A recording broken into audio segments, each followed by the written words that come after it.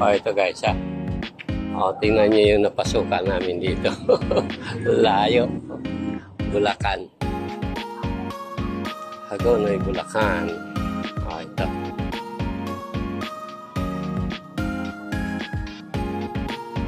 So ito floating restaurant. So dadaan ka sa eto, ingat-ingat lang baka mahulog ka cellphone ko. Sigurado. Buti na lang wala pa masyadong customer. Pwede pa tayo mag-ikot dito guys. Hindi mo na makanda. Yan. Ikutin natin ang kanilang mga cottages, floating cottages. So ito guys. Ang kanilang mga floating cottages.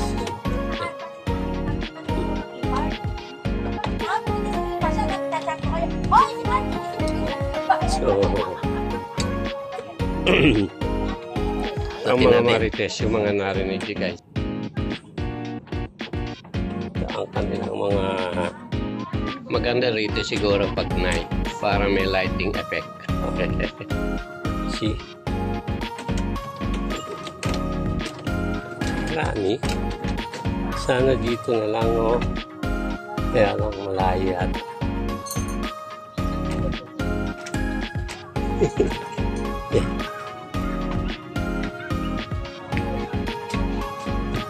Baba, almost pa na. High tide to siguro. Pwede rin daw mag-fishing dito guys.